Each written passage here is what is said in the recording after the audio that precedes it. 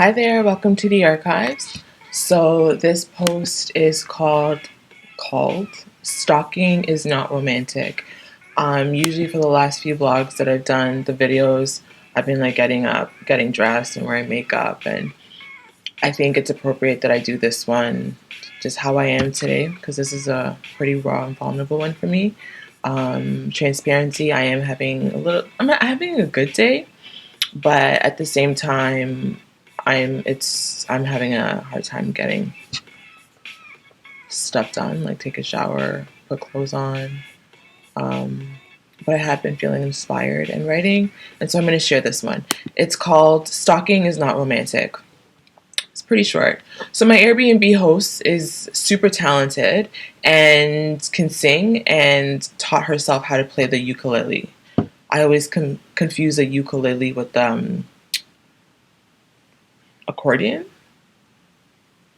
I don't know. The one Steve Urkel plays.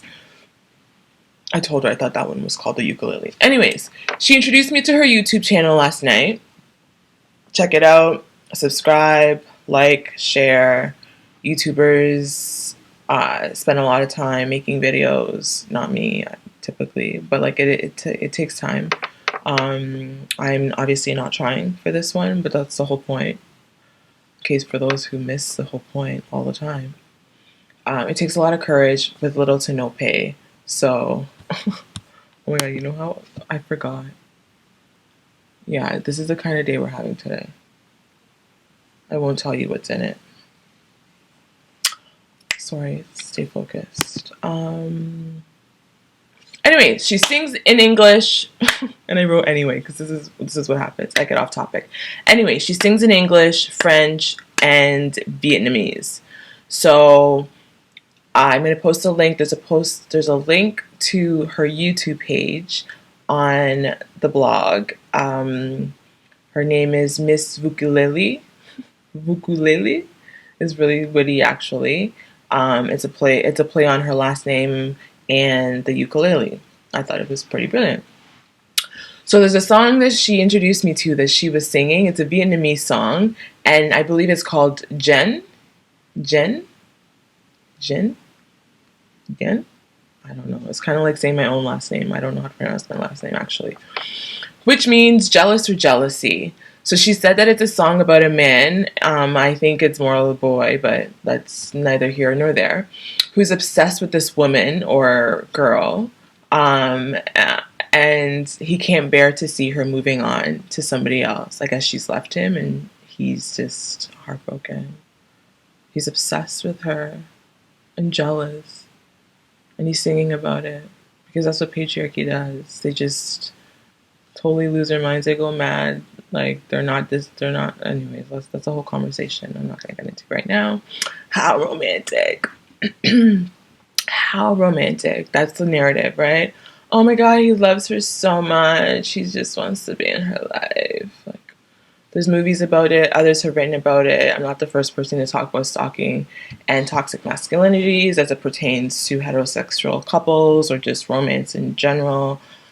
They hate to hear it. I thought. This is especially why I wanted to do this video with no makeup as is, because A, is talking about stalking, and B, men get so mad. Women also defend them and get so upset. How dare she talk about stalking and like, oh, you should be so happy that somebody's giving you attention. And I'm intentionally doing this because it just gives them more reasons to come at me and pick me apart and make fun of me and like. Anyways, I thought. Sounds like most had says dating scripts tied to stalking, toxic masculinities, entitlement, breach of privacy, boundaries, etc. All of it felt really ironic, given the title of the word also sounds like my hyphenated last name, which is Atakra Jan. Jan. Jan. See, it's the same as I told you. The elders will tell you how to pronounce my name. Atakra Jan. Jan. Jan. Jan. Language revitalization. So it's interesting to know that my name means jealousy in Vietnamese. How fitting. In my head, I was singing Beyonce's Jealous. I already posted about that on Facebook. Yeah, it sounds like now all I can think of is Beyonce saying my last name, even though I don't even know how to pronounce my own last name. That's neither here nor there. Okay, so you can't tell me, you cannot tell me that you don't see the connections. Or maybe you don't, but I just think it's really ironic. I recently wrote about my experience of stalking. I barely got into it because I don't feel like it's completely safe. I think what happens in these kinds of conversations, from stories I've met, I've written about, or I read about Julie Alone, who's an Ottawa based. I'm not sure if they're in Ottawa anymore, but they are a feminist activist in nationwide. She's I've seen her on TV. She's always doing feminist stuff, talking about women's issues. She's an activist. I'm assuming I'm reading Race Off the Body, a white woman. She was stalked by her ex partner for 10 years, almost 11 years. It only stopped when he died. Um, the police told her you're basically, it's only going to stop if you die. So I think about, and then again recently, yesterday I believe I saw I'm assuming there were another white woman on LinkedIn who publicly shared their story, her story. I'm assuming this, I'm reading Gender Off the Body. They shared their story about being stalked, and their stalker started stalking them again about a year ago, and they made a public post on LinkedIn. A doctor of I couldn't I it was all really triggering, so some of the information is not quite clear because I'm struggling to process it myself. But all to say, if these two white women who have experiences of stalking have gone to the police, they've been told they can't do anything about it, and they can't do anything about it. As a Black woman, I'm not going to put myself in that position to go report. And I know people have all sorts of reasons and rationales, and they get upset, and you should report, and why can't you, and think about the victims is going to come after. Nobody really thought about me, and like, call me petty, but it's not safe for me. So for me, I'm not going to be a martyr for so long. So for so many different conversations, I'm always that person sticking up for everybody and trying to be a martyr and like talk about this. And I don't feel like I had that around me. If anything, I feel like people watched, were bystanders, didn't say shit, haven't been able to tell me, basically thought that I was deserving. And I write about all of that. So somebody like in that position, do you really think, hey, I'm going to go to the police based on some of the ways in the history of Black people in North America and the police? I mean, they're killing some of us with impunity, especially those that are mad and or autistic. I'm not taking that chance. I did go. I actually did go to the police once, and I asked them what that process is, and they told me that they would need my laptop and my information. My thing, you're probably following me too. If I give it to you, you're probably just going to insert some more bugs so you can follow me some more. Call it a conspiracy. That's my logic. Whether it's rational or not, blame it on neurodiversity. So again, all to say, if these women can't get any sort of support, I'm not going to put myself in that position, because what tends to happen is now the person or people who I think are doing it that I just reported to the police, snitches get stitches, and guess what? My life is at even more risk because Dorothy went to the police, and like if I'm being stalked, obviously the stalkers or whoever are going to know that I went to the police. It just ends up on retaliation. I get punished all the time. I'm not doing that. And so, yeah. All to say, I'm glad I came across this song last time. I believe that everything happens for a reason. That I'm here in this moment having that conversation with my Vietnamese host who wrote this, who sang this song that sounds like, and is talking all of it. I took Tatiana Taro's masterclass last night on the Akashic Files. For me, all of it is necessary, is divine timing, is divine intervention, is helping me to make more sense of my own situation. Yeah, so happy Tuesday.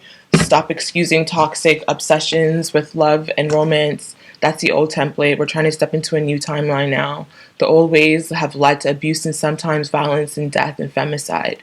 While the police can't do much, we can take care of each other. Abolition is a future. Intervene. De-escalate. Minimize harm if you can. Tell the person. Find ways. No, but Daddy, you isolated yourself from everybody. Okay, if you believe that, okay. Um, Again, women deserve to say no, to move on, to make their own choices without fear of violence or retaliation, or enablers excusing it as, but he just really loves you if he's stuck around that long. It's called control. It's called domination. Have you heard a little thing about power dynamics, disrespect, violation of boundaries? It's actually those things. It's not about love. Please listen to and believe women for real. Until that world and that reality are real and true, I'm busting your timeline with some ukulele. Go check out Miss Vukulele, VU Ukulele, on YouTube. Enjoy the music. Don't forget to like, subscribe, share, or consider making a donation to my PayPal at D Archives. Visit my website for links and details. Thanks for stopping by. Take care of one another. I'll post a new blog tomorrow. I'm trying to take a break, so I'm going to try to get 3 blogs out this week so I don't have to do any more blogs for the next 3 weeks. I'm trying to I'm reading Disability Visibility. It's taking me some time to get through because it's A, triggering, and B, ableism is a really tough conversation that all of us struggle to have. But where was I getting to? Oh, spoons. One of the chapters I read was just talking about the person who coined the term spoons and how went for a lot of folks with disabilities or who live in chronic pain. When they have energy, they use their energy and then they conserve it for when they're not able to. So right now I have some energy. I'm going to try to get 3 blogs out because I need to take a little bit of a break. And the next blog tomorrow is called How Will, Jada, and Chris... No, How Shame Moved Will, Jada, and Chris away against and toward one another relationally or something like that. Basically, again, I hate that I had to do it because I really wasn't going to talk about it, but I'm giving my unsolicited 2 cents on the slap. I feel really corny jumping on the bandwagon and so late. I think we all need to dead it, but that's my opinion. People are allowed to process and however they need to and take the time. And that's what I'm doing. And I was processing it myself. I'm going to do a little thing. I'm looking at it from a shame's perspective. So I'm not really getting into what my personal beliefs are, what my thoughts are. I'm basically putting what happened in conversation with my PhD research to show and highlight how shame as an emotion, which is just one of many emotions that took place that evening, including, anger. I don't know. I wasn't there. I can't speak to what people were feeling. But all we know is emotions happened. It looks like people were triggered, and that's what I want to talk about. But I'm going to talk about it from a shame perspective. I'm using Dr. Brene Brown's work that looks at shame, how shame moves us apart, away, against, and toward. And I use Jada, Will, and Chris to kind of give an example of how each one of them demonstrates a different part of shame that moves us relationally. So that's tomorrow. I'll see you then. Thank you for listening. I don't know how long this is. I don't know what I look like, and that's totally fine. It's 13 minutes. Okay, bye.